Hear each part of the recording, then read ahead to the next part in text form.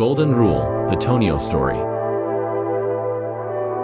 Dear Papa Dudut, good day po sa inyo at sa mga kabarangay natin na katulad kong masugid na taga-subaybay ng Barangay Love Stories.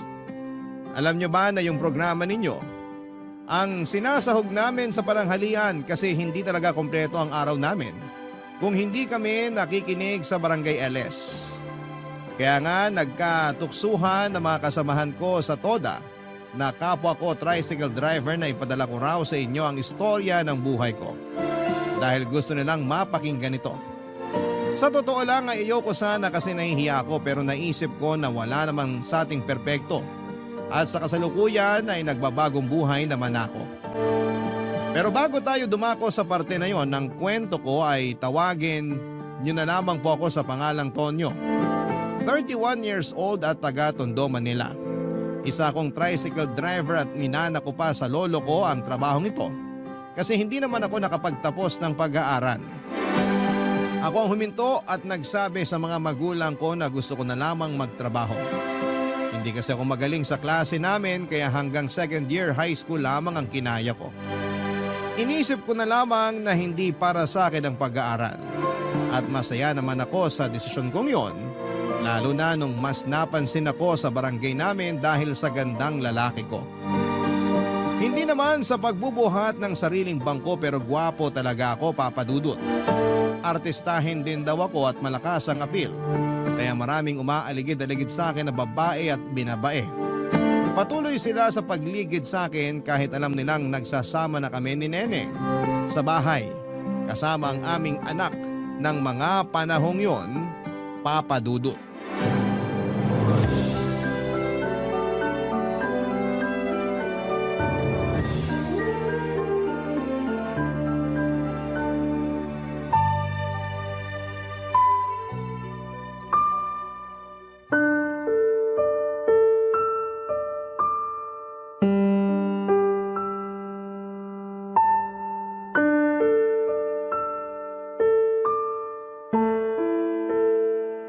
Kapal talaga ng mukha mo, no?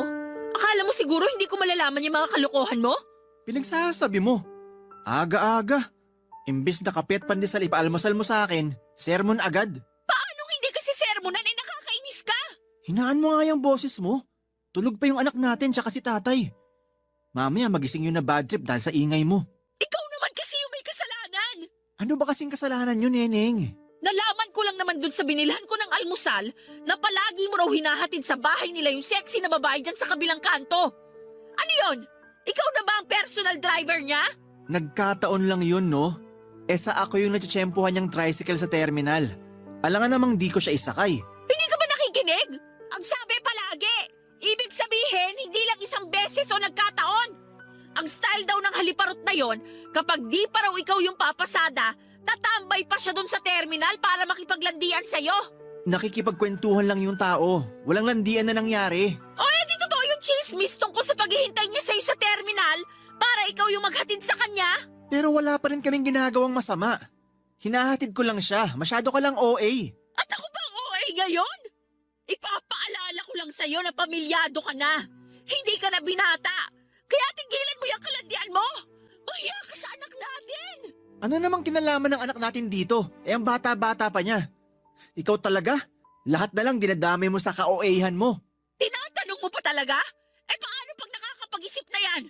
Ano na lang sasabihin niya sa'yo sakaling hindi ka pa rin nagbabago? Hindi habang buhay walang muwang yung anak natin. Pambihira naman. Maliit na bagay lang yun tapos ikaw gustong-gusto mong pinapalaki. Tsaka nakaka-insulto ka na ha? Ikaw bang may lakas ng loob na mainsulto? Ayos ka rin ah. Paanong hindi? Pinapamukha mo sa akin na gumagawa ko ng masama at wala ka ring tiwala sa akin. Sobra ka na. Nakdang teteng, ang aga-aga ang ingay-ingay niyong dalawa. Tay, good morning po. Anong good sa morning na-istorbo niyo tulog ko dahil sa sigawan niyo? Hindi naman po kami nagsisigawan, Tay. Nag-uusap lang po kami ni Tonyo. Nag-uusap ba ang tawag doon lakas ang boses mo? Abot hanggang doon sa kabilang barangay? Si Neneng na lang po pagalitan nyo. Sermon ba naman pinaalmusal sa akin? Imbis na ipagtimpla ko ng kape? At nagpakampi ka pa talaga sa tatay mo, ha? Bakit? Tatay ko naman siya. Kanino ako magpapakampi? Sa kapitbahay? Isip bata ka talaga. Kaya kayo nag-aaway ng anak ko kasi lagi ka na lang nagagalit sa kanya na walang dahilan. Bago-baguhin mo nga yung ugali mo, Neneng. May dahilan po kaya ako nagagalit sa anak nyo. Baka nga pag nalaman nyo, uminit din ang ulo nyo. Sige, ano yon? Sabihin mo. Tay, wag po kayong maniniwala dyan. Wala pa nga akong sinasabi. Ay, ewan ko sa inyong dalawa. Ang sarap niyong paguntugin. Ikaw, Neneng, dumating ka lang dito sa bahay umiingay na. Dati tahimik dito eh, pero ngayon parang palengke na. Nakakabuisit kayo. Doon kayo mag-away sa labas. Kita ko sa mga ugat sa noon ni Neneng matapos siyang mapahiya sa tatay ko. Buti na lamang din at nagising si tatay kasi pagkatapos niya kaming sawayin ay nanahimik na ang kinakasama ko at nakapag-almusal na ako. Regular kong pasahero si Neneng noon at masasabi ko na siya ang unang nagkagusto sa akin. Sa katunayan ay tricycle ko ang paborito niyang sakyan pauwi sa bahay nila na nasa kabilang barangay lang. Yung sinasabi niyang gawain daw ng babaeng lagi kong hinahatid ay naging gawain din niya talaga. Teacher si Neneng pero may pagka-business minded din. Rumaraket siya sa pamamagitan ng pagbebenta ng mga beauty products. Siyempre makinis at maputi si Neneng at patunay na epektibo ang mga produktong binebenta niya. Kaya nga na in love na rin agad ako sa kanya at nakuha niya ang loob ko. 2 linggo lang kaming nagligawan at noong napasagot ko na siya ay niyaya ko siyang tumira sa bahay namin. Sakto kasi na gusto na rin daw niyang bumukod kaya pumayag siyang makipag-live-in sa akin. Tapos pagkalipas lang ng 1 buwan ay buntis na siya sa anak namin, Papa Dudut. Kaso kung ano namang hinhin at hinahon niya sa eskwelahan at sa klase niya, siya namang ingay at taklesa niya sa bahay namin. Nagsimula yon noong nasa 8 buwan na ang tiyan niya hanggang sa mga anak siya sa anak namin. Lagi raw niya kasi akong napapanaginipang may ibang babae at nambababae. Kaya napapraning siya. Naiinis ako kasi pinagbibintangan niya ako kahit wala naman akong ginagawang masama. Naisip ko tuloy na totohanin ko na lamang kaya ang pambababae ko para naman may basihan na siya. Lagi niya akong inaaway at walang araw na hindi siya nagagalit sa akin. At hindi yon nakaligtas sa matinik na paningin at obserbasyon ng Tatay Cesar ko na kasama namin sa bahay.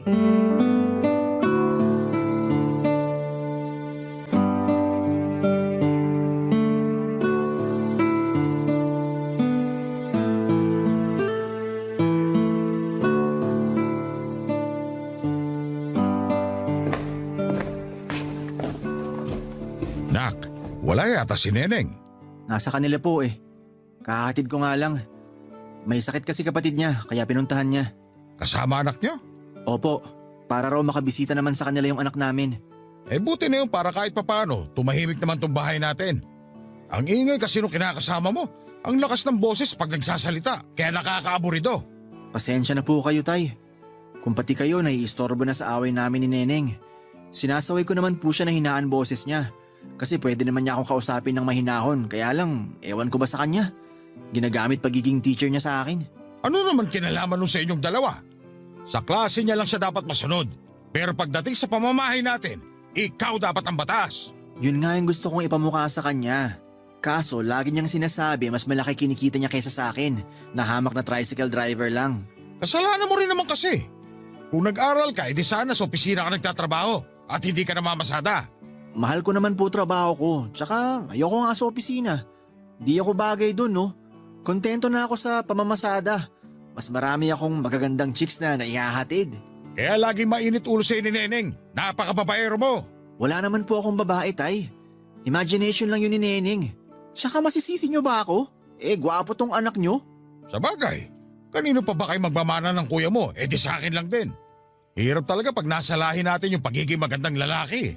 Oo nga po. Masyadong habulin at lapitin ng mga chicks. Pero nak, mabalik tayo sa pagbubunga nga sa'yo ni Neneng. Aba, huwag ka magpatalo sa kanya. Tandaan mo na ikaw ang lalaki, kaya ikaw dapat ang masunod sa inyong dalawa. Hindi naman po ako nagpapatalo. Minsan nananahimik na lang ako kasi kapag nagsalita pa ako, lalong mas marami sasabihin ni Neneng. Kung bakit kasi sa dinami-rami ng babae sa kanya ka pa nagkaanak? Ayan tuloy, wala ka ng kawala kasi may panganay na kayo. Mahal ko naman po siya. Pero minsan nakakasawa na.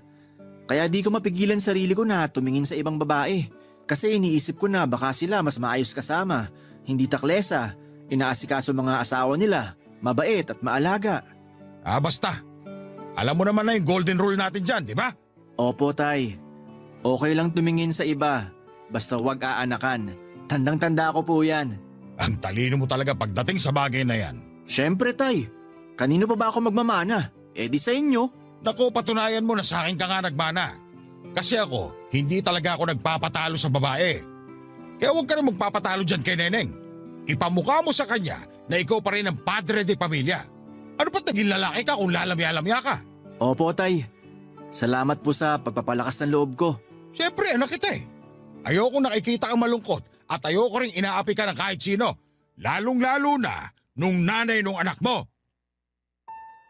Gumaan ang loob ko at mas nadagdagan ng kumpiyansa sa sarili pagkatapos ng pag-uusap namin yon ni tatay. Kung hindi nyo kasi na itatanong ay 4 kaming magkakapatid na lalaki sa pamilya at ako ang bunso. Natural ay ako rin ang paborito nila ni nanay na noon ay nagtatrabaho pa sa abroad. Sa katunayan ay magkasama sila doon ni tatay na nag-aalaga ng mga matandang may sakit. Pero kauwi lang ni tatay sa bahay dahil retirado na siya. Dinapuan kasi siya doon ng sakit dahilan para mabilis nang manghina ang katawan niya. Doon na sila nagdesisyon na pabalikin na lamang dito sa Pilipinas si tatay. May sarili na rin namang pamilya ang mga kuya ko at ako na lamang ang binubuhay ng mga magulang namin, Papa Dudut. Sa isip ko, tama si tatay sa mga sinabi niya at sa pagpapaalala niya ng golden rule ng pamilya namin. Kahit na may tinapos si Neneng at sabihin niyang teacher siya, ako pa rin ang padre de pamilya, kaya wala siyang karapatang kayanin ako. Hindi dapat ako ang pumapayag na dinidiktahan lang ng isang babae dahil lalaki ako. At yun ang paniniwala ng tatay ko at doon niya kami pinalaki ng mga kuya ko. Kaya nga dapat alamin ni Neneng ang lugar niya sa pamamahay namin. Dahil ako pa rin ang masusunod sa aming dalawa, Papa Dudut. Barangay Love Stories. Barangay Love Stories. Papa Dudut, ano nga bang magagawa ko kung pinagpala akong lalaki na pinagkalooban ng kagwapuhan? Wala. Kaya hindi ko masisisi ang mga babae kung mapa-second look sa akin at magustuhan nila ako kahit na meron na silang karelasyon at kinakasama.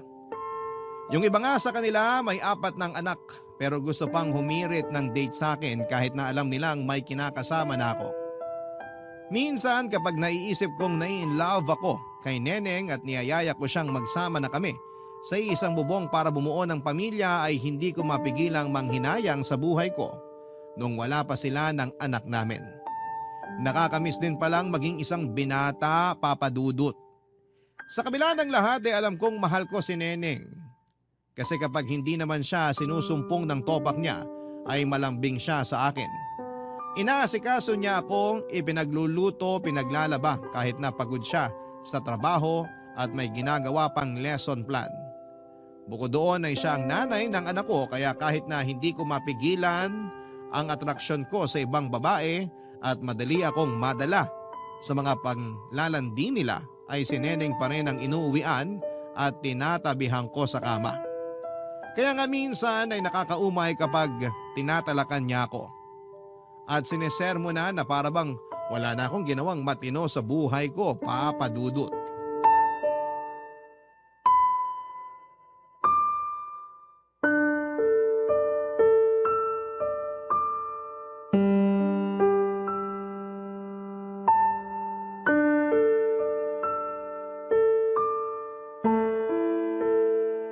Tulog na ba anak natin?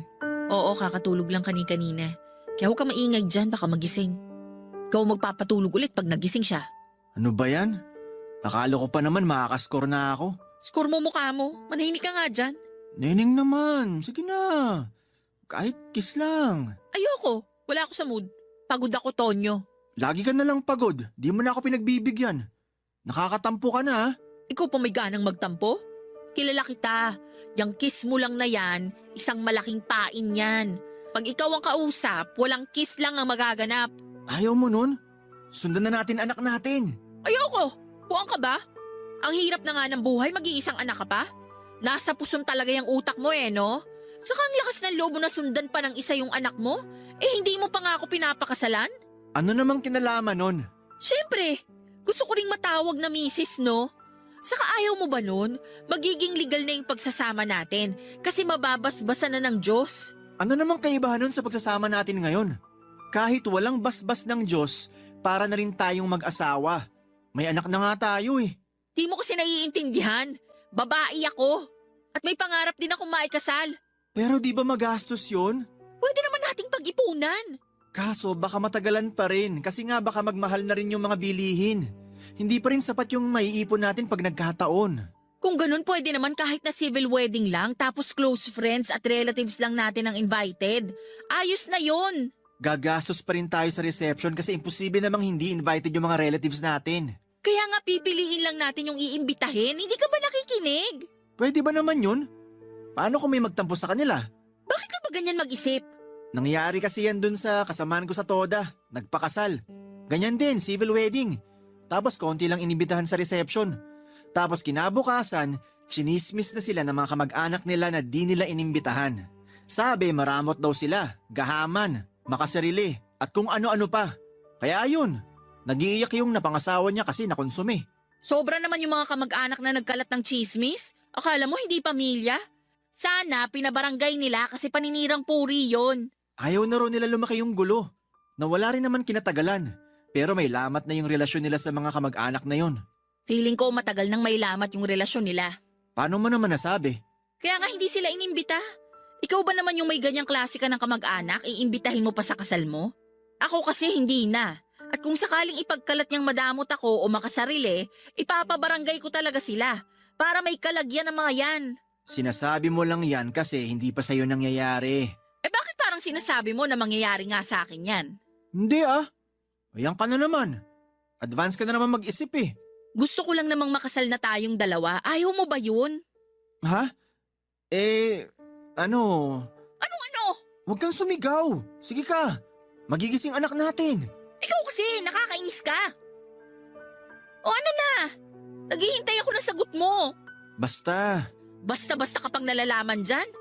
Ayusin mo kasi kung paano ko sumagot. Mabuti pa matulog na tayo. May pasok ka pa bukas, di ba? Matulog ka mag-isa mo. Sige. Bahala ka dyan. Gabing-gabi na nag-iinarte ka pa rin.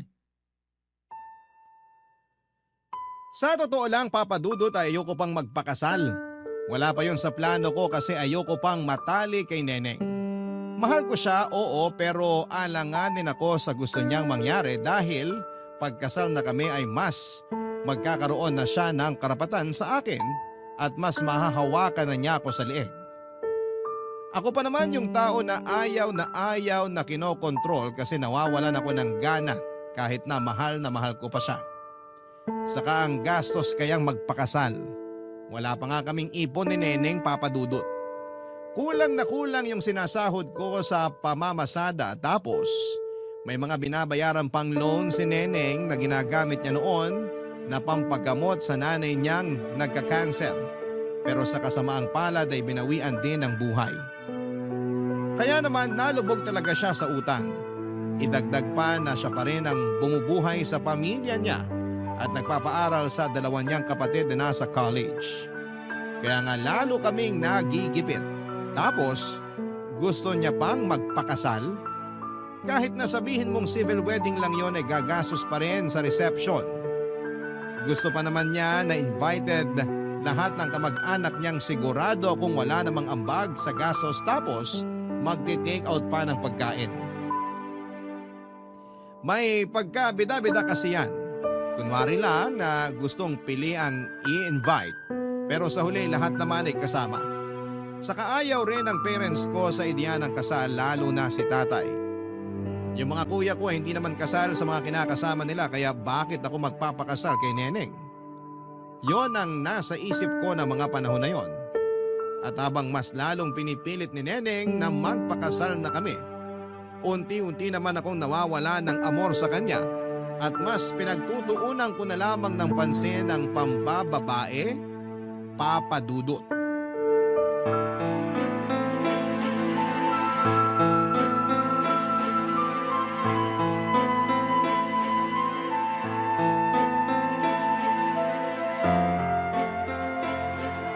Hoy, Tonyo!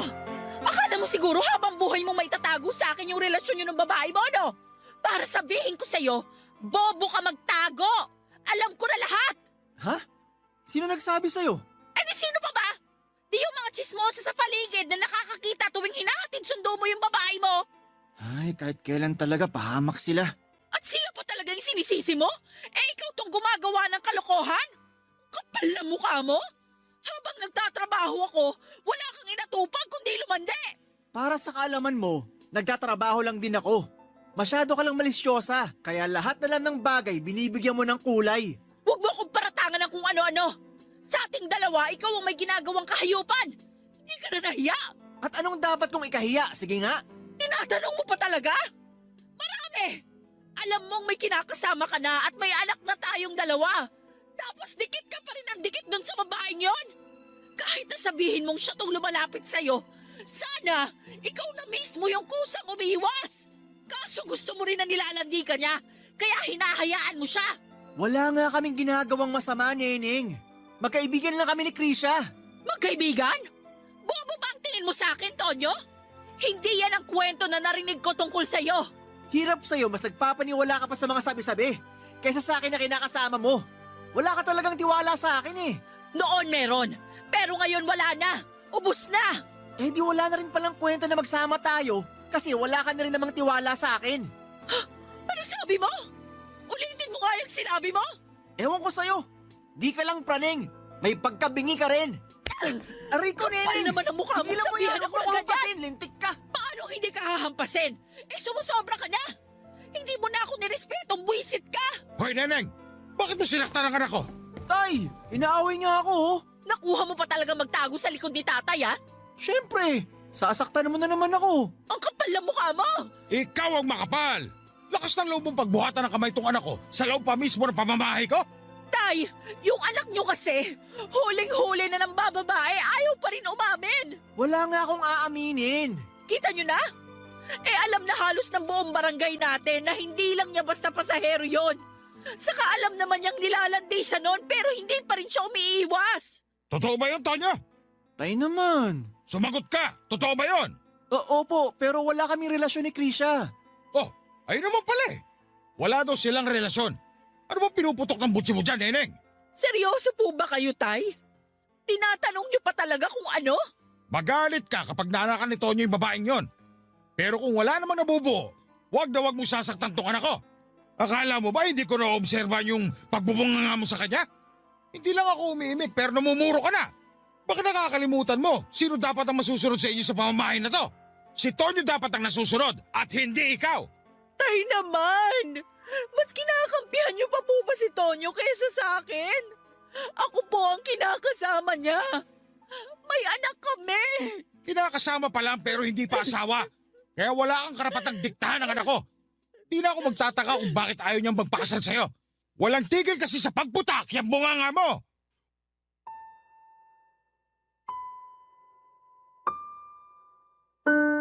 Papa Dudut, sabihin nyo na ang isip bata ko pero masaya ako na napagsabihan siya ng tatay ko.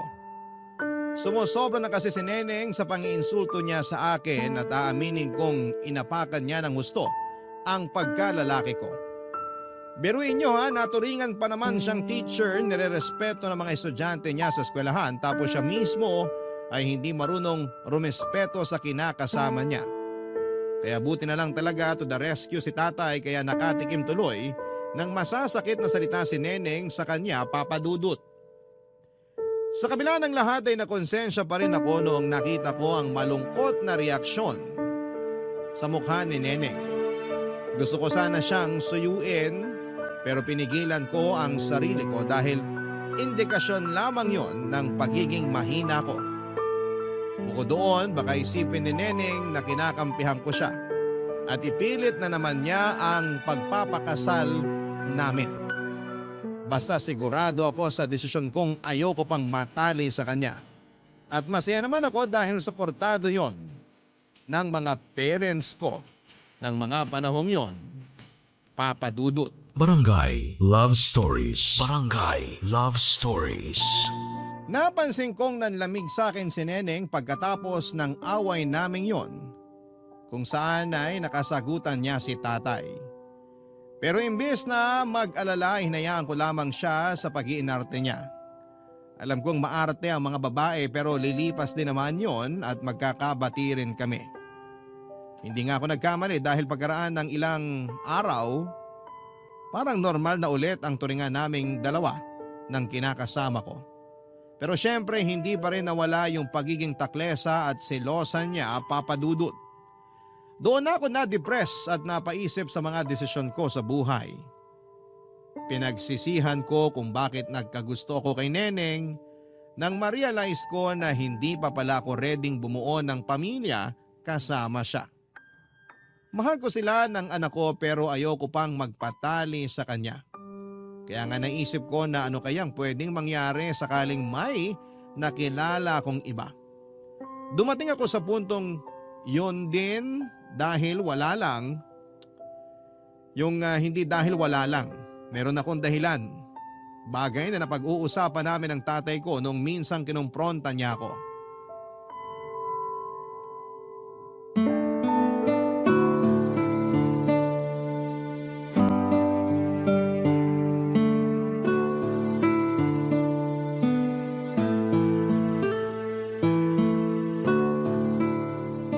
Tonyo, inaaway ka pa ba ni Neneng?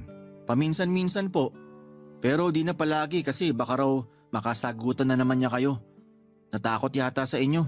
Aba, dapat lang naman takot siya sa akin. Nagre-reyna-reyna siya sa bahay natin nakikitira lang naman siya.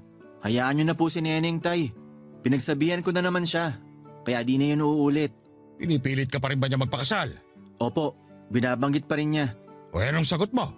Na hindi pa ako handa. Tapos tinanong niya ako kailan daw ako magiging handa. Pag lumaki na yung anak namin. Di na lang ako umimik kaya nagtampo na naman siya sa akin. Hindi ko na po alam gagawin. Ayoko naman nakikita siyang nagtatampo pero ayoko pa rin kasi talagang magpakasal sa kanya eh. Sigurado ka ba na ayaw mo lang kasi hindi ka pa handa? O baka naman may iba ka na talaga?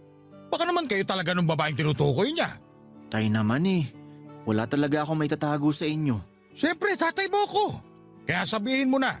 May relasyon na kayo, no? Opo. Sinasabi ko na nga ba Hindi totoong hindi ka pa handa magpakasal kay Neneng. Hindi mo lang talaga siya mahal. Mahal ko naman po si Neneng pero nawala na lang yun sa dalas ng pag-aaway namin. Alam mo, tayo mga lalaki, pag mahal natin yung babae, ura-uradang pakakasalan natin yan. Kaya duda ako sa'yo nung sinabi mong mahal mo naman si Neneng. Ayaw nyo rin namang makasal ako kay Neneng, di ba? Oo, kasi nararamdaman ko na kokontrolin lang niya buhay mo. Baka pagkatapos ng kasal, sakal na sunod na mangyari sa'yo. Pero maiba tayo. Ano bang nagustuhan mo doon sa bago mo? Maganda po, sexy, makinis, tsaka Magaling sa kama? Oo tay, ako yung sumusuko. Ibang klase. Ay, nakakaingit ka naman. Pero yung usapan natin Huwag na huwag mong bubuntisin kung ayaw mo malintikan ka. Saka ayusin mo yung pagtatago sa relasyon nyo. Kasi parang aso yung si Neneng. Ang talas ng pangamoy. Yun nga tay, ayoko na pong itago yung relasyon namin ni Krisha. Mas mahal ko na po siya kaysa kay Neneng. O anong plano mo? Makikipaghiwalay na po ako kay Neneng. Pero di ko alam kung paano sasabihin sa kanya. Baka kasi hindi siya pumayag. At bakit di siya papayag? Ipamukha mo na ayaw mo sa kanya para siya na mismo yung kusang makipaghiwalay sa'yo. Sigurado po ba kayo na gusto nyo kami maghiwalay ni Neneng? Aba, oo naman. Sabi mo maganda yung bago mo at mas mahal mo na siya kaysa kay Neneng. Di, palitan mo na yung kinakasama mo. Tutal, nakikita ko rin na hindi ka na masaya sa kanya. Tingnan mo nga yung itsura mo. Para kang pinagsakluban ng langit at lupa. Ang dapat na gawin mo, makipaghiwalay ka kay Neneng kaysa nagmumukmuk ka dyan. Alam nyo, tama po kayo. Di dapat ako nagmumukmuk dahil lang dun. Buti na lang talaga okay lang sa inyo na hiwalayan ko si Neneng. Tsaka wala rin kasi akong nakikitang future sa kanya. Hanggang ngayon, dami pa rin niyang utang na binabayaran. Si Krisha mayaman to, tay. Daming pera. Pinuutang pa nga akong pampapogi ng tricycle ko. Nako, kung ako sa'yo, hindi ko na pakakawalan yung bago mo. Mayaman pala yan eh. Jackpot ka na dyan, Tonyo. Tama naman si tatay na mas mayaman si Krisha. Manager kasi siya sa opisinang pinagtatrabahuhan niya. Hindi tulad ni Neneng na maraming utang at may responsibilidad pa rin sa kanyang pamilya, kahit na may sarili na kaming pamilya. Madalas nga namin yung pinagtatalunan kasi imbes na sa amin na lamang ng anak niya mapunta yung sweldo niya, nakikihati pa ang pamilya niya. Siyempre si Neneng pa rin naman ang masusunod kasi pera niya yon.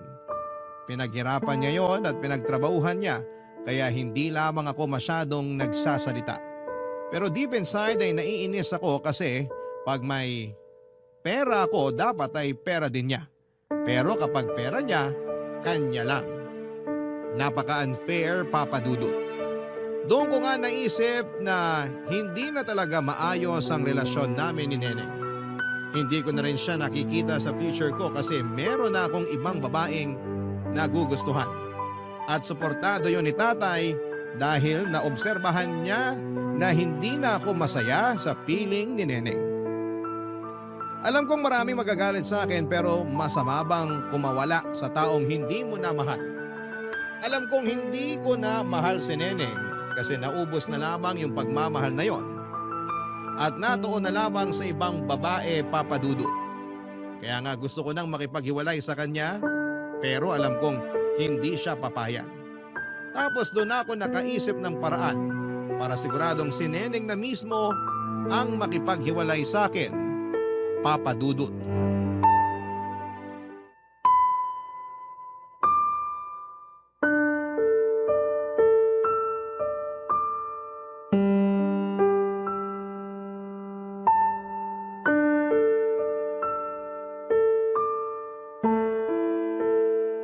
Anong sinabi mo? Ulitin mo nga kasi parang nabibingi ako. Sabi ko, gusto ko na makipaghiwalay sa'yo. At bakit? May nagawa ba ako para hiwalayan mo? Wala. Pero hindi na ako masaya kasama ka eh. Ayoko na. Kaya palayain mo na lang ako. Wow ha? Tinanong mo ba ako kung masaya pa ako nakasama ka? Kung hindi ka na pala masaya, bakit ka pa nakikisama sa akin? Kasi mahal kita. At pamilya tayo. May anak tayo, Tonyo. Ipapaalala ko lang sa'yo ha. Hindi ko nakakalimutan yon. Pero ayoko na nga talaga, Neneng. Mahirap bang intindihin yon? Oo, hirap talaga akong intindihin. Marami kang kalokohan na pinalampas sa tiniis ko. Tapos ikaw pa tong may lakas ng loob na itapon yung pinagsamahan natin? Ay nako, paulit-ulit naman tayo eh. Hindi ba natin pwedeng ayusin to? Kasi willing naman ako magbago kung ako yung may kasalanan. Siguro naiingayan ka sa akin kaya ayaw mo na ako makasama pero wala namang iwanan no. Mahal kita, Tonyo. Hindi na kita mahal, Neneng. Kaya pwede ba? Huwag mo nang ipagsiksikan ang sarili mo sa akin. At bakit? Dahil may mahal ka ng iba? Kainis ka talaga. Sagutin mo na lang yung tanong ko. May mahal ka na bang iba? Oo! Meron na! Kaya sana masaya ka na. Sino yan? Yung kalandian mo ba yan sa terminal, ha? Oo, si Krisha nga. Kaya sana manahimik ka na dyan. Gusto mo akong manahimik? Eh di sana hindi mo kinalantari yung babaeng yon para nananahimik ako. Bakit? Hindi naman tayo kasal ah. Tsaka di mo ako pagmamay-ari. Wala kang karapatang diktahan ako sa dapat at hindi ko dapat gawin. Di mo pa rin ba nare-realize na kaya nawala na lang yung pagmamahal ko sa'yo dahil din sa pagiging taklesa mo? Ang ingay mo! Para kang inahing manok na putak ng putak. Tapos pilit ka pa ng pilit sa akin na magpakasal tayo. Ayoko pa nga eh. Buti na lang talaga di ako pumayag sa gusto mo. Kasi baka kung nagkataon, natali pa ako sa'yo. Ang kapal talaga ng mukha mo. Kung makapagsalita ka, akala mo ikaw pa yung lugi sa ating dalawa. Oh, ngayon isusumbat mo na naman yung natapos mo. Oo na, ikaw na yung may pinag-aralan, ako na yung wala. Pero hindi pa rin mababago nun yung kagustuhan ko na makipaghiwalay na sa'yo. Tonyo naman, ayusin natin to. Kawawa naman yung anak natin. Wala akong pakialam. Naririnig mo ba yung sarili mo? Ganyan ka na ba talaga kasama para mawalan ka ng pakialam sa anak natin? Magkakaanak na rin kami ni Krisha. At doon ako mas may pakialam. Ano ka mo? Yun yung rason kaya gusto ko na maghiwalay tayo. Bukod sa hindi na rin kita mahal. Napaka-demonyo mo, Tonyo! Napaka-walang hiya mo! Makapal na kung makapal. Pero sana irespeto mo na lang yung gusto ko. Huwag mo na rin akong piliting makisama sa'yo kasi ayoko na. Hindi na kita mahal, Neneng! Iyak ng iyak si Neneng nang malaman niyang magkakaanak na kami ni Krisha. Kung dati naaawa pa ako sa kanya pag nakikita ko siyang umiiyak, ay wala na akong naramdaman na mga panahong yon, bukod sa kagustuhan kong makipaghiwalay na sa kanya. Hindi ko na kasi siya mahal at ayoko namang ipagpilitan pa ang relasyon namin kung hindi na talaga uubra. Suportado rin naman ako ni tatay sa desisyon ko, kaya malakas ang loob ko. Sa katunayan ay pinagalitan pa nga niya si Neneng noong narinig niyang umiiyak ito ng araw na yon, Papa Dudut. Nagmakaawa pa ulit si Neneng sa akin pero sinabi kong hindi na magbabago ang desisyon ko. Pinagtabuyan ko na sila ng anak namin sa bahay dahil may plano na akong patirahin doon si Krisha. Kaya umalis na rin si Neneng at bumalik na sa bahay nila. Simula noon ay nagsama na kami ni Krisha at marami kaming plano tulad nang bubukod kami sa oras na makapanganak siya. Pero pagkalipas ng 5 buwan, nalaman kong may kinakalantari siyang ibang lalaki. Galit na galit ako dahil sa pangangaliwa niya. Pero mas lalong gumuho ang mundo ko nang ipagtapat niya sa aking hindi raw ako ang ama ng ipinagbubuntis niya. Ang tatay noon ay ang lalaking kinakausap niya na noon ay nasa Amerika na. Pinagsabay niya kami ng mga panahong yon tapos nagkalabuan daw kasi sila noong paalis na ito at hindi niya agad nasabi rito na buntis siya sa anak nila. At dahil nga sa takot sa kahihiyan, humanap siya ng sasalo sa magiging anak niya para maging tatay nito. At ako ang napili niya. Pero gusto na raw nilang magsama kaya walang pasubali akong iniwan ni Krisha. Durog na durog ang puso ko nang lokohin niya ako. Kinasusuklaman ko siya pero doon ko naisip na baka karma ko yon sa pangiiwan at pagtataboy kay Neneng at sa anak namin. Pero hindi pa pala tapos ang kapalaran sa paniningil sa akin dahil may nangyari ulit na hindi ko inaasahan. Nagkasakit po si tatay sa atay dahil na rin sa walang humpay na pag-inom ng alak nang umuwi siya rito sa Pilipinas. Sa kasalukuyan ay labas-pasok kami sa ospital at nagkakandako ba na si nanay sa pagtatrabaho sa ibang bansa para lamang matustusan ang gamutan ng tatay namin, Papa Dudut. Hirap na po ako at nagsisisi dahil sa mga ginawa ko. Kaya nga sinubukan kong pumunta kina Neneng para makipagbati sa kanya at humingi na rin ng tawad. Pero nabalitaan ko na nakalipat na pala sila ng mas malaking bahay na matagal na niyang kinuha at tinuhulugan para sa amin pag nakasal na kami. Noong isang beses na pinuntahan ko siya doon ay naggalit siya sa akin at pinakaladkad ako sa mga gwardya palabas ng subdivision nila. Hindi na rin niya pinakita sa akin ang anak ko dahil wala raw akong karapatang kilalaning tatay ng bata, Papa Dudut. Alam ko na maraming galit sa akin dahil sa ginawa ko pero nagbabagong buhay na naman ako. At patuloy na nagsisikap para makatulong sa pagpapagamot ng tatay ko, Papa Dudut. Wala namang perpektong tao. Lahat nagkakamali kaya sana'y huwag niyo akong husgahan. Hanggang dito na lamang po ang sulat ko, Papa Dudut. Maraming salamat po sakaling mapili po ninyong i-ere ang istorya ko sa inyong programa na Barangay Love Stories. God bless po sa inyong istasyon. Ang inyong forever kapuso at kabarangay, Tonyo. Dear Papa Dudut, mapagpalang araw po sa iyo at sa lahat ng mga lagi nakatutok sa Barangay Love Stories. Tawagin niyo na lamang po ako sa pangalang Mabel. May lahing hapon ng mother side namin pero dahil kamukha ko, ang tatay ko ay hindi ito halata sa akin. Bata pa lamang ay malapit na ako sa lola ko at sa kanya ko rin naman na ang hilig ko sa arts. Hindi naman po sa pagyayabang pero talent ko po ang drawing at painting. Bago mamatay ang lola ko ay palagi niyang sinasabi sa akin yung tungkol sa isang Japanese art na kung tawagin ay kintsugi, kung saan ang isang basag na vase ay binuo muli sa pamamagitan ng ginto. Doon ko po ibinase ang pananaw ko sa buhay, Papa Dudut. At kung bakit na-relate ko ang buhay ko sa kintsugi, ay malalaman ninyo po sa dulo ng aking kwento.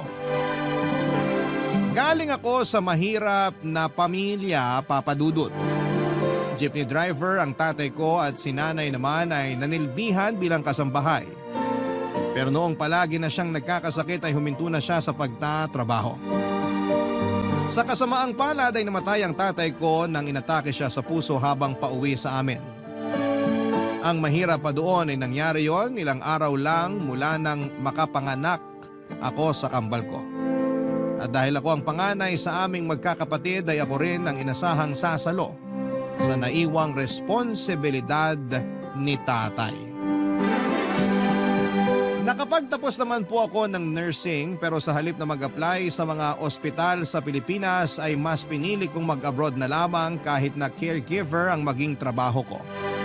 Sakto pa noon na tinawagan ako ng pinsan ko at inalokong interesado kong magtrabaho sa Spain. Mahigit 2 dekada po ako nagtrabaho noon sa Spain bilang caregiver. Kaya hindi ko nakasama ang mga anak ko sa paglaki nila. Napapanganak ko pa lamang kasi noon nang mag-abroad ako. Mabuti na lamang at madali akong natanggap doon dahil kay Donna na matagal ng caregiver sa Valencia, Spain. Sa tagal kong nagtrabaho sa ibang bansa ay idinaan ko na lamang sa iyak ang matinding pangungulila sa pamilya ko. Kung makakapagbakasyon man kasi ako sa Pilipinas ay hindi rin naman ako nagtatagal. Kung tutuusin, Papa Dudut, kaya naman sana naming mag-asawa na maitawid ang pagpapamilya. Pero hindi sasapat ang kinikita ko kung isasama ko pa roon ang pampaaral sa sarili kong mga kapatid. Sinabi ko na lamang sa asawa ko na gusto kong maranasan ang mga anak namin na makapag-aral sa private school. Kaya kailangan ko ng malaking-laking sweldo. Pero ang totoo, bukod doon ay kailangan ko rin munang tapusin ang obligasyon ko sa 2 kong kapatid at kay nanay na wala ng trabaho ng mga panahong yon.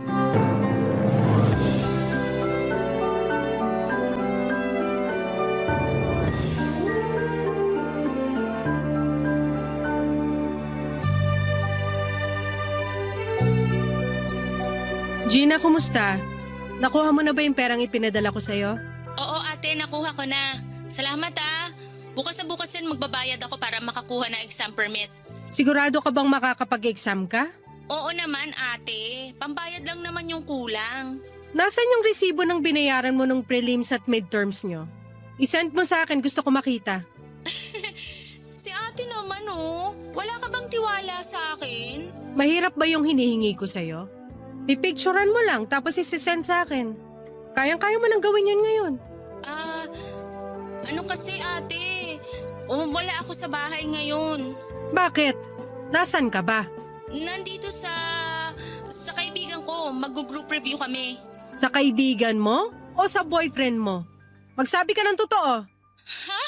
Saan naman ang galing yan ate? Wala pa akong boyfriend. Binigyan kita ng pagkakataong magsabi ng totoo bago ako magalit kasi gusto kitang maintindihan, Gina. Pero ano tong ginagawa mo, ha?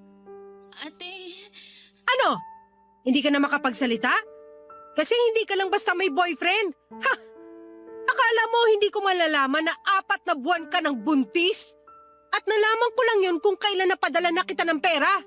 paano mo nalaman ate? Sinabi sa akin ni nanay. Humihingi siya ng pera para sa gastusin sa bahay at sinabi ko ipapadala ko na lang sa'yo. Pero alam mo kung anong sinabi niya? Huwag ko na raw ipagkatiwala sa iyo yung pera kasi baka gamitin mo lang dyan sa pagbubuntis mo. Ginawa ni nanay yon? May usapan kami na hindi niya At sasabihin. talagang gagamitin mo pa si nanay para dyan sa kasinungalingan mo. Hoy Gina, 1 taon na lang at makakatapos ka na tapos malalaman ko na hindi ka naman pala talaga nag-e-enroll? Pinagmukha mo pa akong tanga sa mga kwento mo na pasado ka sa exam? Ate, sorry. Wala na kasi akong choice noon. Pinalayas na ako ni nanay sa bahay.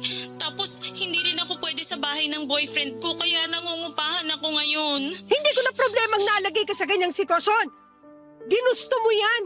Ginusto mong lumandi habang nag-aaral ka pa! Hindi ka man lang nakahintay na makatapos ka at makapagtrabaho muna!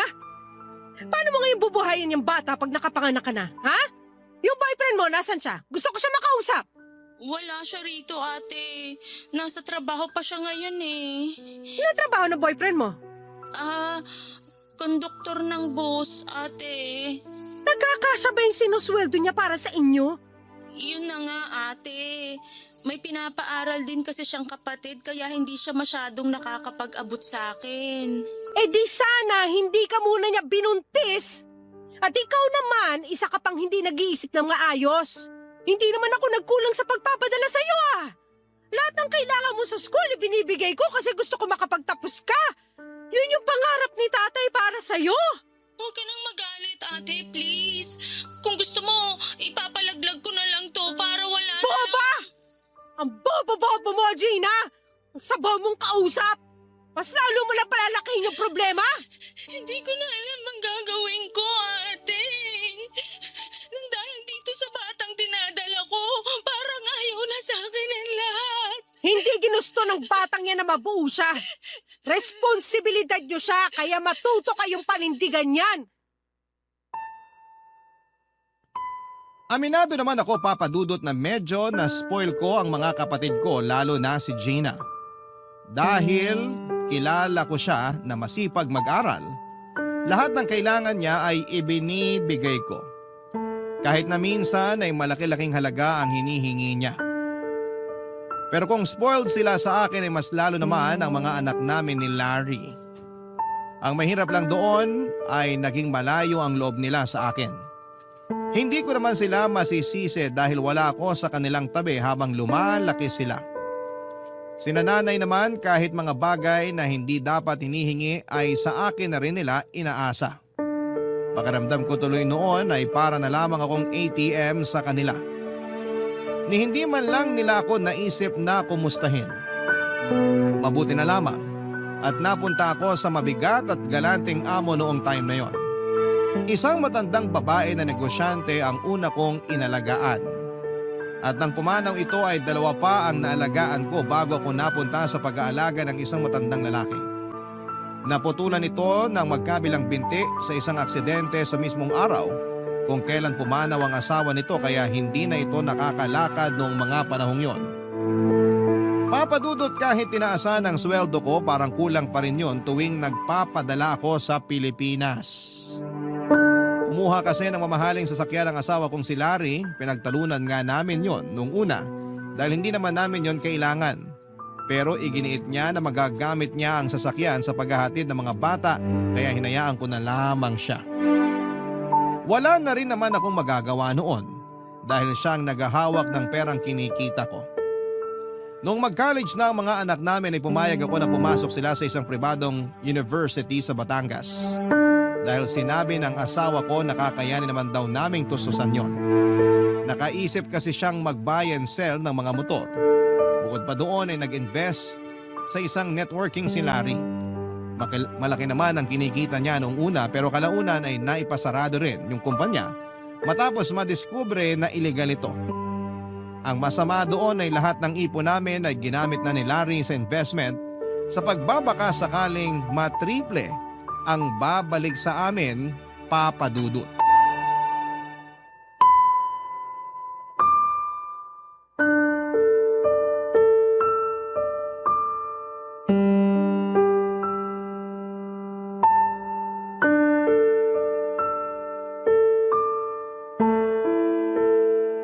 Larry, anong balita? Hindi na ba talaga maibabalik yung pera? Wala na, mahal eh. Wala nang pag-asang maibalik pa yun sa atin. Nagsara na yung kumpanya. Ano ba naman yan? Paano na yung ipon natin? Ang tagal kong pinag-ipunan yun tapos mawawala na lang ng ganong kabilis? Yung bayanse mo ng motor, kumusta? Yun na nga, mahal eh. Dumagdag pa yun sa problema. Bakit? Ano nangyari? Ipinautang ko kasi yung 5 motor sa mga kaibigan ko. Ang kaso, hanggang ngayon hindi pa rin sila nagbabayad. Ano? Bakit mo naman kasi sila pinautang? Mga kaibigan ko naman sila eh. Kaya nagtiwala ako. Kaso yung iba, tinakbo na talaga ako eh. O ano ngayon? Wala na tayo pera? Susweldo ko pa naman dyan, di ba? Kung kailan naman nagpaplano na akong umuwi ng Pilipinas tsaka pa to nangyari? Gustong gusto ko nang umuwi, Larry. Saka ka na umuwi. Kung pwede, mag-extend ka pa ng ilang taon dyan. Samantalahin mo na habang boy pa yung matandang inaalagaan mo. Pero gusto ko na makita yung mga anak natin. Baka pag tumagal pa ako rito, hindi na nila ako kilala. Kailangan natin ng pera. Gagawa ko rin naman ng paraan yun, nasira akong negosyo. Ako nang bahalang kumausap sa mga anak natin. Basta magtiyaga ka lang dyan. Sa tingin mo, may magagawa pa ako? Pasensya ka na, mahal. Minalas lang talaga eh. Konting tiis pa, mababawi rin natin yun. Paano nga mababawi? Puro palpak naman yung naiisip mong negosyo. Baka mas mabuti kung maghanap ka na lang din ng trabaho. Yung permanente para mabilis tayong makabawi. Ano naman trabaho yung papasukan ko? Sa tingin mo, makakahanap ako ng trabaho ng malaking sweldo kagaya mo? Nasa Pilipinas ako. At alam mong high school lang ang tinapos ko. Hindi mo na ba kayang dumiskarte? Kung gusto mo, bumalik ka na muna sa pamamasada ng jeep. Kahit paano makakatulong din yun sa gastusin sa bahay. Gusto mo ba talagang dumiskarte ako o gusto mo lang kaming tipirin? Hindi ko kayo titipirin! Ako nga yung nagtitipid dito para sa inyo eh. Lahat ng pera ko ay pinapadala ko sa inyo dyan sa Pilipinas. Hindi madali yung trabaho ko rito. At sana isipin nyo naman yun tuwing nagsasayang kayo ng pera. Ah, ganun, nanunumbat ka na ngayon. Sige, kung gusto mo na magtrabaho ako, sige, magtatrabaho ako. Bahala na yung mga anak natin sa sarili nila. Total, malalaki na naman sila. Kain na nila ang sarili nila. Ano ka ba naman? Hindi yun ang ibig kong sabihin. Sabi ko nga 'di ba, kahit mamasada ka na lang ulit para kumikita ka kahit papano. O kaya yung sasakyan natin. Parentahan mo para habang wala pa akong padala, nakakapag-abot ka pa rin sa mga bata. Makapagsalita ka naman parang wala akong kwenta rito. Baka nakakalimutan mo, may usapan tayo bago ka umalis. Sinabi mo na ako nang bahala sa mga bata at ikaw na lang yung magtatrabaho. Pero iba na yung sitwasyon ngayon. Ang laki nung nawala sa atin. Hindi na pwedeng ako na lang yung naghahanap buhay. Kung nahihirapan ka na, di itigil mo na yung pagsusuporta sa wala mong kwentang pamilya. Lalaki na ng mga kapatid mo pero pinapadala mo pa rin. Kailangan din nila ako. Hindi lang kayo yung pamilya ko kaya wag mo nang gawing issue yon. Tsaka mas malaki pa rin naman yung binibigay ko sa inyo ah. Kaya na magtrabaho ng mga kapatid mo, kaya pabayaan mo na sila. Ipadala mo sa akin ang buong sweldo mo nang hindi tayo magkaproblema. Papa Dudut, wala akong nagawa kundi ang iyakan ang pagkaubos ng savings namin dahil sa palpak na investment ng asawa ko. Sa tagal kong pinaghirapan ng perang yon, ay gano'n na lamang kabilis na naubos. Ang masama pa ay ni hindi man lang ako nakaramdam kahit kaunting pagsisisi mula sa kanya. Humingi siya ng pasensya pero ako pa rin naman ang nagmukhang masama. At dahil sa nangyari ay napilitan pa akong mag-extend ng ilang taon pa sa Spain sa parehong amo para muling makaipon bago ako umuwi ng Pilipinas. Pero dahil sa mga nangyari noon kahit papaano ay natuto na rin ako. Binawasan ko na ang pinapadala kong pera sa pamilya ko. Pero kahit naman binawasan ko ang pinapadala ko ay sasapat pa rin yon sa mga gastusin nila. Matapos nga ang 23 years na pagtatrabaho ko sa Spain bilang caregiver ay nagwakas na rin yon at nakauwi na ako ng Pilipinas. Ngunit pagdating ko sa amin kaliwat ka ng problema naman ang sumalubong sa akin. Ang bahay na tinitirhan ng nanay at mga kapatid ko ay naisangla na raw ng mga ito sa asawa ng pinsan ni nanay kaya doon muna sila nakitira sa amin. Yung kapatid ko namang si Gina iniwan ang kinakasama niya. At ang bunso ko namang kapatid ay huminto na sa pag-aaral mula nung nabarkada. Wala ni isa sa kanila ang nagsabi sa akin ng totoong nangyayari habang patuloy ang pagpapadala ko noon sa kanila ng pera. Kaya akala ko ay may magandang patutunguhan ang lahat ng naging sakripisyo ko. Ang mga anak ko naman sa halip na ma-excite sa pagbabalik ko ay parang gusto na lamang ulit akong pabalikin sa Spain. Hindi lang po yun ang nangyari. Nasangkot pa sa paluwagan ska ang mga asawa ko kaya nagbayad kami ng malaking halaga sa mga biktima niya. Mabuti na lamang po at nadaan sa pag-areglo kaya hindi na lumaki pa ang problema. Ang kaso, naubos ang sweldong naiuwi ko na akala ko'y mapapaikot ko sa pagnenegosyo. nang dahil sa pagiging mahina ni Larry pagdating sa mga negosyong pinapasok niya.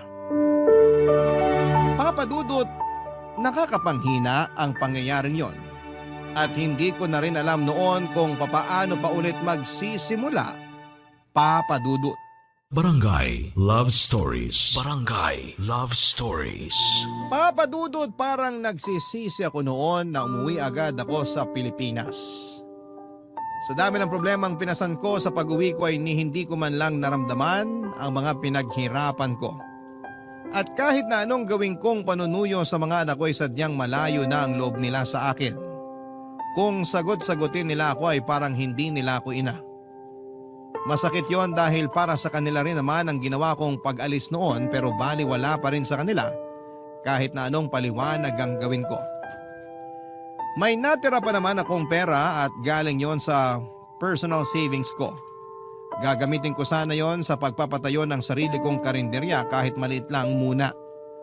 Alam kong hindi magiging sapat ang perang meron ako kung isasama ko pa roon ang pangsuporta sa pag-aaral ng aking kambal. Kaya rumakit muna ako, Papa Dudut. Nagluto ako noon ng mga kakaning dinideliver ko naman sa kantina mga eskwelahan doon sa amin.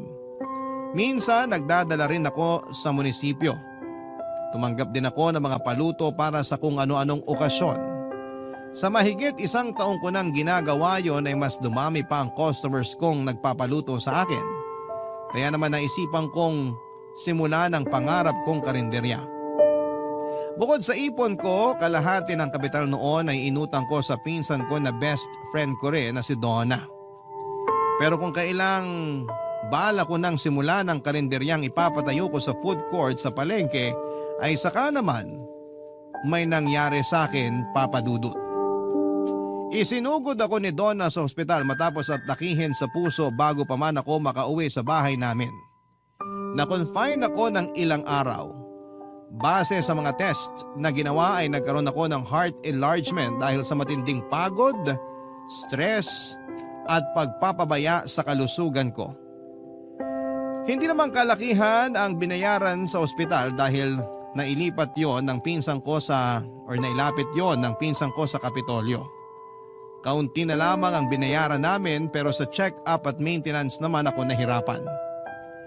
Ang nakakasama pa ng loob, Papa Dudut, nang mangyari yon sa akin ni isang beses ay hindi man lang nagpakita ang asawa at mga anak ko sa ospital. Ganon din ang mga kapatid ko. Pumupunta naman paminsan-minsan si nanay pero dahil sa problema nila sa pera ay hindi na rin nakatulong sa mga bayarin. Naintindihan ko naman yon at naunawaan ko rin noong hindi niya nagawang samahan si Donna sa pag-aasikaso ng mga kailangan para mailabas ako ng ospital dahil sa kanyang katandaan. Pero kung nakakalungkot na ang nangyari noong inoperahan ako, mas naging malala pang sitwasyon nung nakauwi na ako sa bahay namin para magpagaling.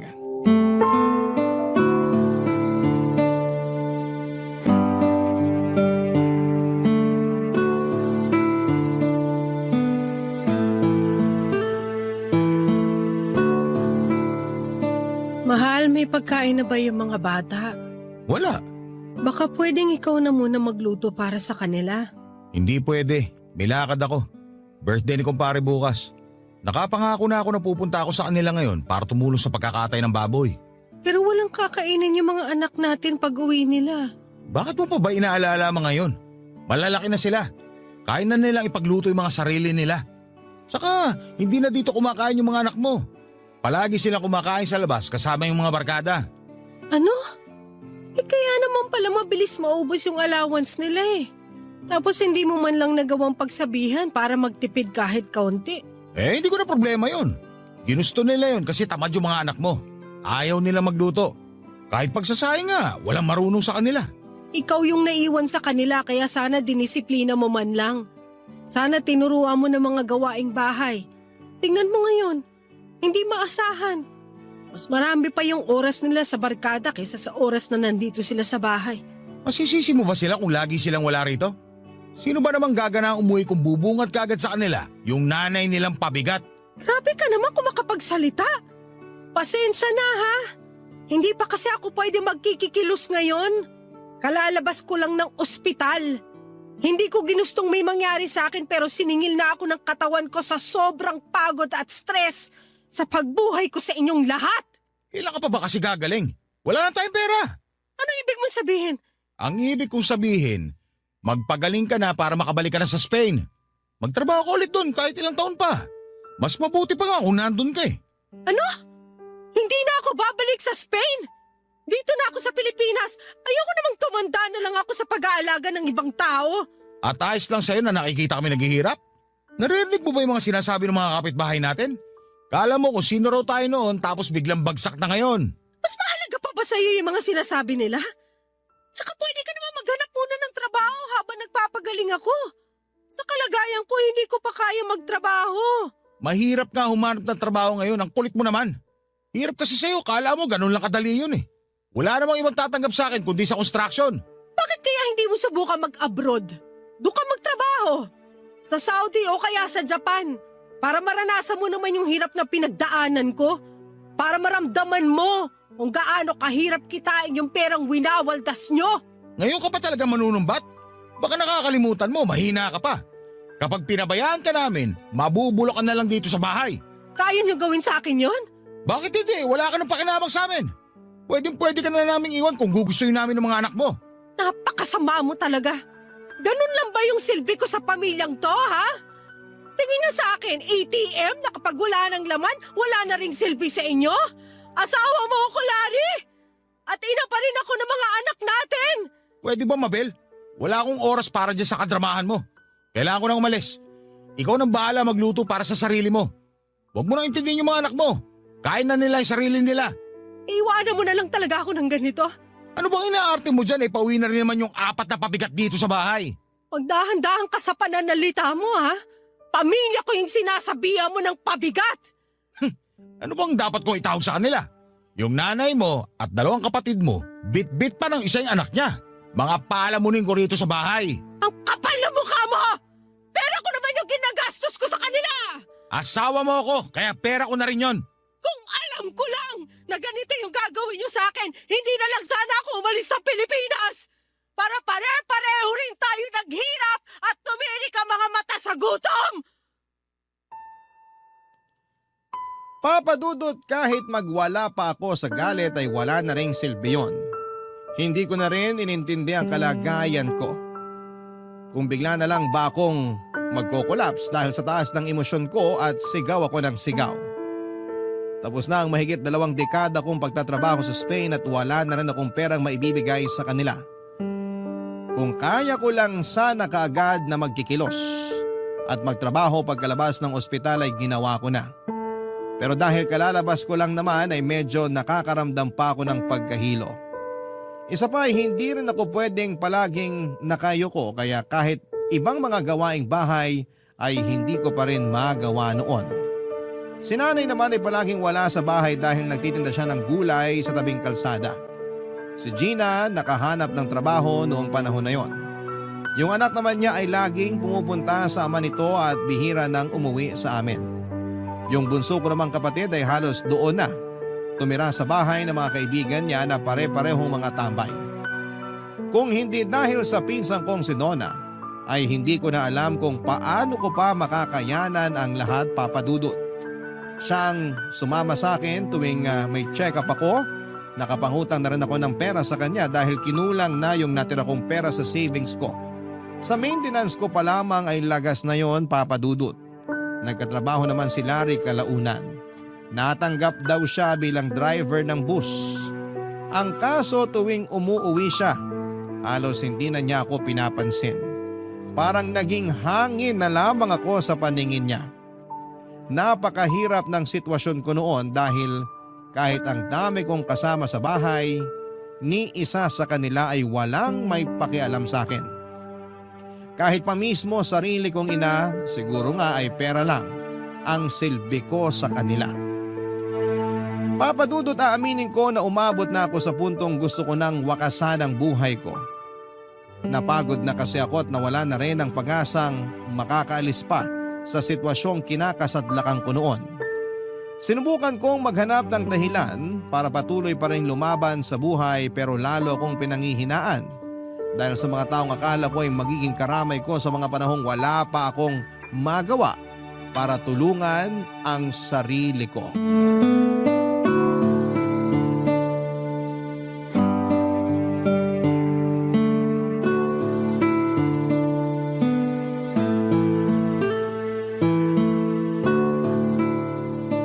Wala pa tayong pagkain. Pambihira naman oh. Pagod na nga ako sa trabaho, tapos wala pa akong datang pagkain dito. Pasensya na, Kuya Larry. Kakauwi ko lang din eh. Nasaan ba yung nanay mo? Nandun sa bahay ng kumari niya, nakiki-birthday. Buwisit! Ang dami nga kasama dito sa bahay, wala namang maaasahan. Mas maganda kung magsilayas na lang sana kayong lahat. Dahan-dahan ka naman sa pananalita mo, Kuya. Pare-pareho tayong may trabaho rito. Kung pagod ka, ganun din ako. Kung gutom ka, gutom din ako, kaya wag ako yung sinisigawan mo. Eh sino ba sisigawan ko wala na ibang tao rito? Lahat may kanya-kanyang lakad. Mga wala namang ambag. Buti sana kung may trabaho pa yung ate mo, kaso palamunin na rin ngayon. Makasabi ka naman ng palamunin, parang walang naitulong sa atin si ate ah. Matagal na yon. Wala na siya silbi ngayon. Kita mo naman, sa halip na makapagtrabaho, gumagastos pa sa pampacheck up niya. Hindi na lang kasi malagutan ng hininga para isang gastos na lang eh. Makapagsalita ka, parang hindi ka asawa ni Ate Mabel. Kapal ng mukha mo. Baka pagtanggol ka naman sa ate mo, kala mo naman may malasakit ka talaga sa kanya. Samantalang hindi mo rin naman siya inaasikaso, lalo na nung kalalabas na lang ng ospital. Marami akong inaasikaso. Nag-a-apply pa lang ako ng trabaho noon. Mahirap nang makahanap ng maayos na trabaho yung ganitong edad. Mabuti nga natanggap pa ako kahit tindera lang sa grocery eh. O edi ngayon may trabaho ka na. Ikaw nang bahala sa kuryente at tubig. Ano? Teka, bakit ako lang? Sa laki ng bill natin sa kuryente, halos wala nang matitira sa sweldo ko. Eh di humanap ka ng ibang racket para madagdagan yung kinikita mo. Gayahin mo yung ate mo. Hindi na ko, kontento ka na lang sa trabaho mong kakarampot yung sweldo. Wow, kakarampot na sweldo? Bakit? Milyones ba sinusweldo mo? Napakayabang mo eh, driver ka lang naman ng bus. At ikaw, tendera ka lang. Mas maliit yung sweldo mo kaya wala kang karapatang magyabang. Baka nakakalimutan mo, nakikitira ka lang dito. Kaya kung ako sa'yo, ayusin mo yung pag-uugali mo. Baka pulutin ka sakali ngayong gabi. Bahay to ni ate, kaya may karapatan din kaming tumira dito. Kasal kami ng ate mo kaya pagmamayari ko na rin to. Pwede ko kayong palayasin kung gugustuhin ko. Huwag kang mag-alala, makaisang buwan lang ako sa trabaho ko, aalis na rin ako dito. Sayong-sayo na tong bahay nyo. Kahit lulukin mo pa ng buo para hindi kami makapasok. Isara mo na yung bibig mo, Gina. Kung hindi ka magluluto, manahimik ka. Baka hindi kita matansya. Sa mga sinabi mo, mas lalo akong hindi magluluto. Bahala ka magutom. Ganun pala yung gusto mo, ha? Sige, simula ngayon, hindi na kayo pwedeng makialam ng mga pinamili ko rito. Bumili kayo ng sarili niyong pagkain. Wala na bang mas ilalakas yung sigawan nyo? Kulang pa eh. Kunting kapitbahay pa lang yung nakakarinig. Huwag kang makialam dito, Mabel. Talaga, Larry? Huwag ako makialam? Kung tutuusin nga, ako lang yung may karapatang magpalaya sa inyong lahat kasi bawat sentimong ginastos para maitayo tong bahay na to, galing lahat sa bulsa ko. Pare-pareho lang kayo naging palamunin nung nagpapakahirap ako magtrabaho sa Spain. Kung manunumbat ka lang sa mga naibigay mo noon. Ano, Larry? Patatahimikin mo ulit ako? Hindi porket may trabaho ka na, pwede mo na akong maliitin ng ganito. Tama si ate. Isa ka pa! Lahat kayo! Wala kayong karapatan na isipin at sabihin palamunin at pabigat ako sa bahay na to! Kasi kung meron man naging palamunin at pabigat sa buong buhay ko, kayong lahat yon! Papadudot, wala na yatang mas masakit pa sa mga narinig ko. Ipinamukha nila sa akin na wala akong silbi sa kanila.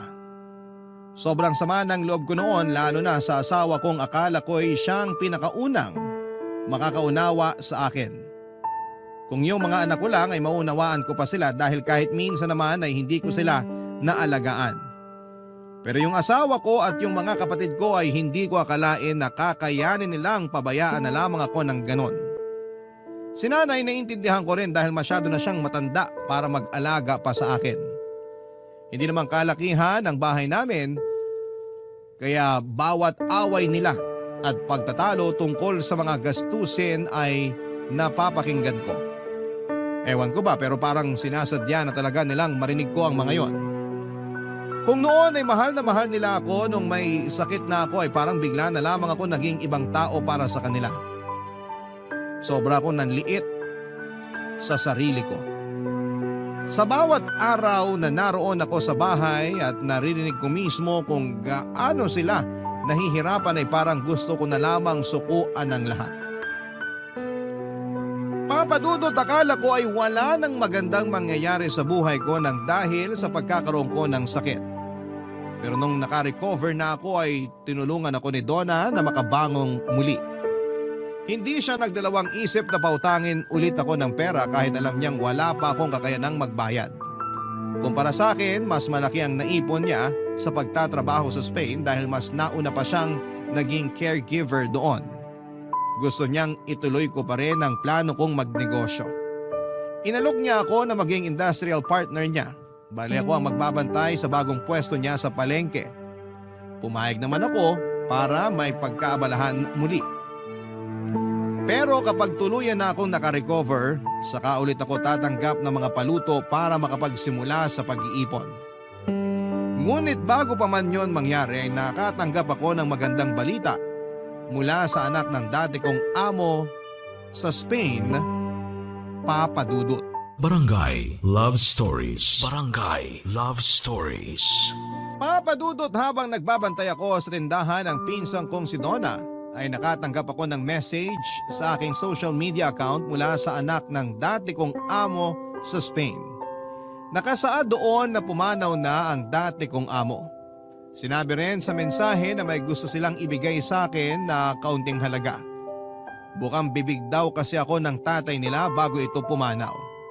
Nag-reply ako at nang sumagot ulit ang anak ng amo ko ay doon ko napagtanto na totoo nga ang sinasabi nito.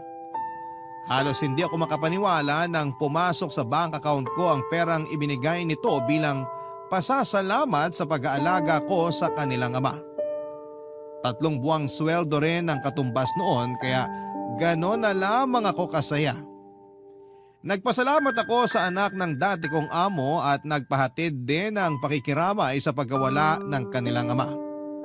Ang pera namang ibinigay nila ay ginamit kong pampuhunan para sa isang maliit munang karinderya. Kumuha na lamang ako na makakatulong ko roon para makapagluto pa rin ako ng mga pinapa-order ko. Nang malaman ng mga anak ko na meron na naman akong pinagkakakitaan ay saka ko lang ulit naramdaman ang presensya nila. Pero dahil malalaki na rin naman sila ay natuto na rin ako, Papa Dudut. Natuto na akong tiisin sila kahit na maraming beses ko nang naisip na magbigay na lamang tuwing humihingi sila ng pera. Hindi ko naman yon ginawa para pagdamutan sila, kundi para matutunan nila na hindi lahat ng bagay na gusto nila ay nakukuha lamang sa panghihingi, Papa Dudut.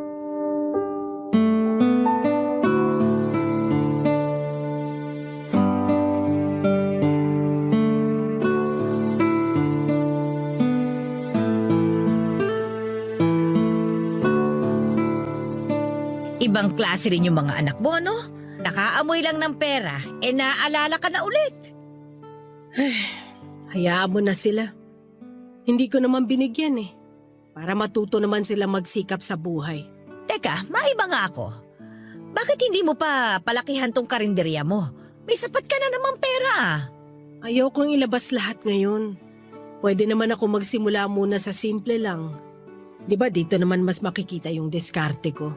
Kung sa bagay, naiintindihan kita dyan sa pagtatabi mo ng pera. Sa dami nang nangyari sa'yo mula nung bumalik ka rito, matuto ka na talagang magtabi. Magsisimula ulit ako ngayon. Kahit hindi na kasing laki ng kinikita ko nung nasa Spain ako, ayos lang. Kesa naman nasa bahay lang ako, tapos puro masasakit na salita pa yung naririnig ko. Hiwalayan mo na lang kaya yung asawa mo. Gustuhin ko man, hindi rin ganun kadali. Iniisip ko rin yung mga anak ko.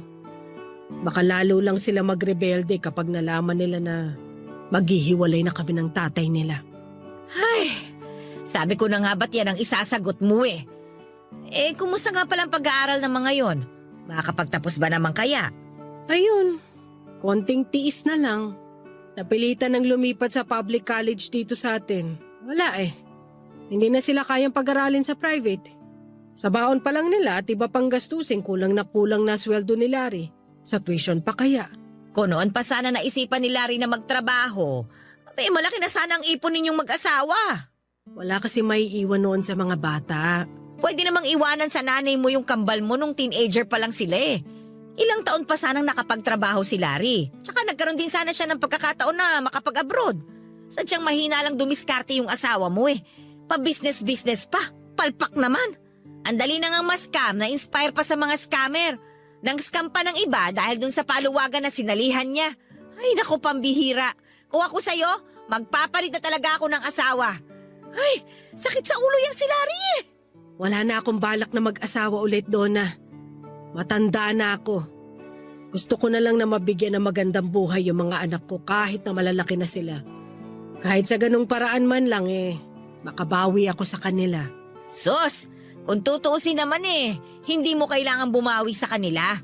Maswerte nga sila at may nanay silang kagaya mo. Ang kaso, pagbalik mo, kahit pagrespeto man lang sana sa'yo, hindi nila magawa. At yan yung itutuwid ko kapag nakabangon na ako ulit. O ano bang plano mo? Gusto kong palaguin yung perang ibinigay sa akin ng anak ng amo ko. Hindi ko lahat ginamit sa karinderya kasi may naiisip pa akong ibang pwedeng pagkakitaan. O yan yung gusto ko sa'yo. Nagkaroon ka lang ng kapital, abay bumalik yung pagiging madiskarte mo. Salamat nga pala. Kung hindi naman dahil sa'yo, baka hindi ko to nagagawa ngayon. Huwag mo nang alalahanin yon. Magkaibigan tayo at magpinsan pa. Palagi mo nga akong pinagtatanggol nun sa mga nambubuli sa akin Tapos ikaw pa yung nagpapalusot nun sa nanay ko para makatakas ako at makapag-enjoy man lang sa buhay kahit subsub tayo sa pag-aaral, di ba? Ay nako, napakasarap tuloy bumalik sa pagiging estudyante. Kung babalik man tayo sa pagiging estudyante, ayoko na maging prof si Madam Sungit. Kumusta na kaya yon? Gusto mong bisitahin? Ay, tsaka na kapag successful na tayo. Successful ka naman na. Malakas naman yung grocery mo sa palengke. Ay naku, panimula lang yon. Hindi pa yon ang definition ko ng success. Sa bagay, ako rin naman, hindi pa ako kontento sa meron ako ngayon kasi lahat pwede pang mawala sa akin. Tama. Kaya hanggat may kaya pa tayong gawin, tuloy lang ang laban. Papadudot na tuloy ang pagpapagawa ko sa karinderya. Pero sa halip na doon ako mismo kumuha ng pwesto sa loob ng palengke, ay naghanap na lamang ako ng mas malawak na espasyo dahil mga estudyante ang target market ko. Nag-offer ako ng budget meal na bentang-benta. Hindi lang sa mga estudyante kundi pati na rin sa mga tricycle driver doon sa amin.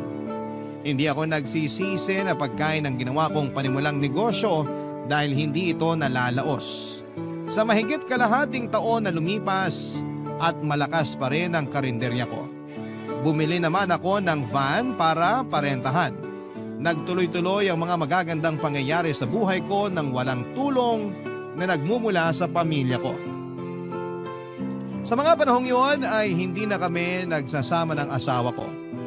Paunti-unti kong pinagawa ang paupahan ko sa likod lamang ng aking karinderya. Dahil malapit sa eskwelahan ang paupahang ipinagawa ko noon, ipinasadya ko yon para sa mga bed spacer lamang. Malaki-laki na rin naman ang kikitain ko sa 8 kwarto.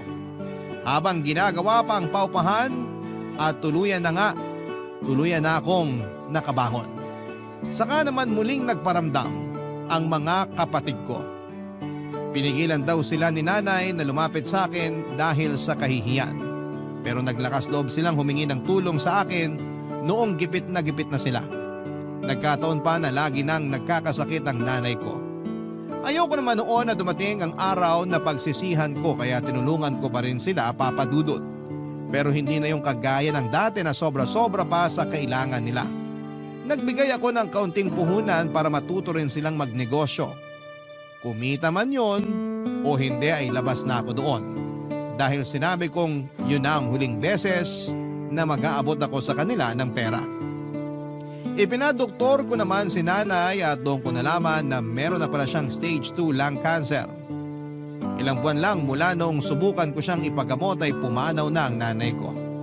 Pero bago siya tuluyang nawala ay humingi siya ng tawad sa mga naging pagkukulang niya sa akin at nagpasalamat na rin sa lahat ng naging sakripisyo ko para sa pamilya namin.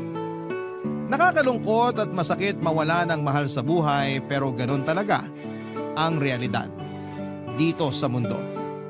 May dumarating at meron ding umaalis na hindi na babalik pa kahit na kailan.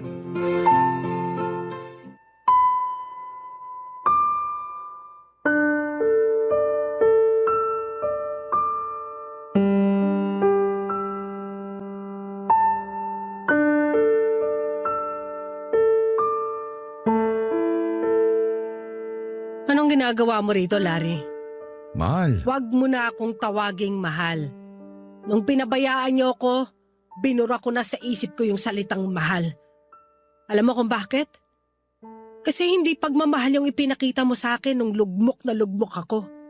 Ipinakita mo lang kung gaano kalala yung pagiging makasarili mo, kaya yun lang ang tumatak sa akin. Pero pinagbuksan mo pa rin ako ng pinto. Ibig sabihin, may pakialam ka pa rin sa akin. Pinagbuksan kita ng pinto kasi kumatok ka. Patawarin mo na ako.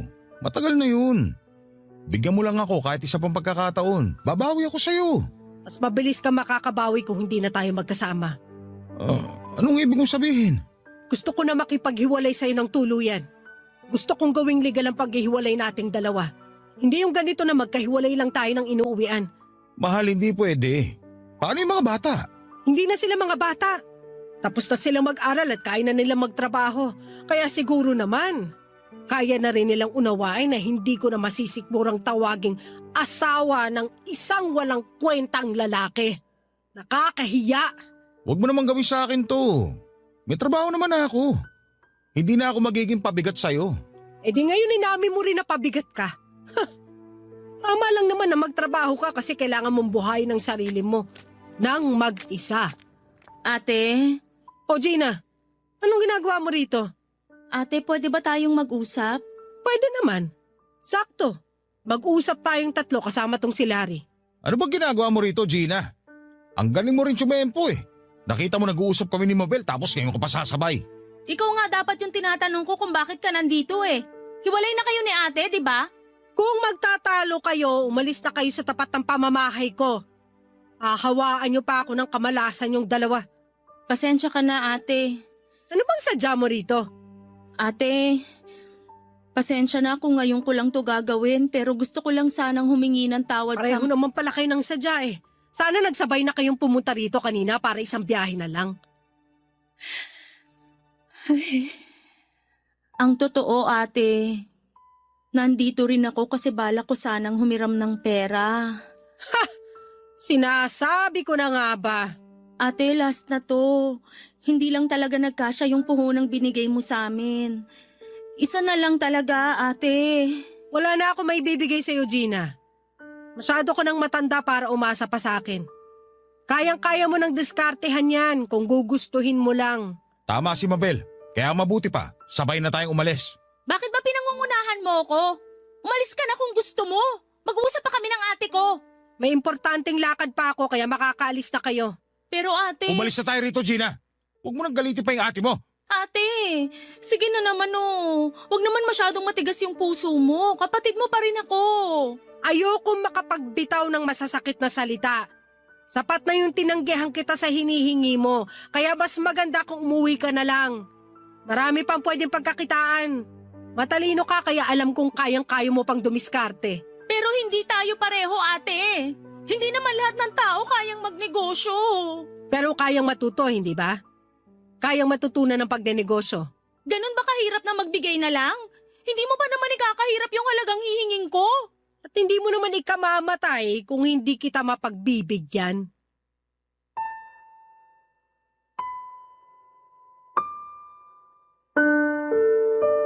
Papadudot, tinuloy ko ang pakikipaghiwalay kay Larry at hindi ko yon inilihim sa mga anak namin at sa mga malalapit niyang kamag-anak.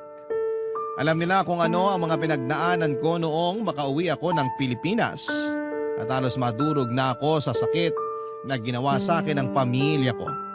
Pero dahil sa tulong ng ilang taong nagmamalasakit pa rin sa akin at higit sa lahat ay sa awa ng Panginoon, ay nalampasan ko ang lahat. Kahit hiwalay na kami ni Larry ay wala na siyang narinig na masasakit na salita mula sa akin. Nagpasalamat na lamang ako noon na naging bahagi siya ng buhay ko at nagkaroon ako ng mga anak ng dahil sa kanya. Makalipas nga po ang isang taon, Papa Dudut, ay nakita ko kung paano nagbagong buhay ang dati kong asawa na si Larry. Nagpatuloy siya sa pagtatrabaho bilang bus driver at lumayo na rin sa bisyon niya noon na pagsusugal. Sa pagkakaalam ko ay binenta na niya ang sasakyang hinuhulugan namin noon para makapagbigay ng pera sa mga anak namin. Nagkikita pa rin naman kami tuwing may okasyon. Tuwing nagkakasama ko ang mga anak ko. Nung una ay napipilitan ng kambal ko na pumunta tuwing naghahanda ako para sa kanilang kaarawan. Pero bago magpasko ay nagkapatawaran na kaming mag-ina. Humingi sila ng tawad sa naging pakikitungo nila sa akin at sa pambabaliwala nila noong kailangan ko ang kanilang presensya. Sino ba naman ako para hindi magpatawad gayong matagal ko nang hinihintay na mangyari yon? Sa ngayon, Papa Dudut, ay maayos pa rin ang takbo ng aking karinderya at nangangalahati na ang pinapagawa kong paupahan. At habang wala pang trabaho ang mga anak ko, tinutulungan muna nila ako. Sila rin naman, muli akong sinubukang suyuin at hindi talaga siya tumigil hanggat hindi ko siya napapatawad. Papa Dudut, bago ko nga po maisulat itong liham ko sa inyo ay nagkapatawaran at nagkabalikan na rin kaming dalawa. Sa lahat ng nangyari sa buhay ko, na i-relate ko ang buhay ko sa kintsugi. Minsan na rin akong nawasak, pero kinaya kong mabuo ng paunti-unti. Pero sa pagkakataong ito ay mas nakikita ko na ang halaga ko. Kung isa akong basag na paso, ang gintong bumuo sa akin ay ang pamilya ko na napagtanto ang naging pagkakamali nila at gumawa ng paraan para magkaayos kaming lahat. Pero kahit na buo na kami ng pamilya ko ay naroon pa rin ang bakas ng pinagdaanan ko. Kahit kasi okay na kami ng mga kapatid ko ay hinayaan ko na lang silang tumayo sa sarili nilang mga paa. Tinuruan ko sila kung paano dumiskarte at hindi umasa na lamang sa inaabot sa kanila. Hanggang dito na lamang po ang aking kwento at maraming salamat po, Papa Dudut, sa lahat ng mga bumubuo ng Barangay LS. Pagpalain po sana kayong lahat. Ang inyong forever kapuso at kabarangay, Mabel.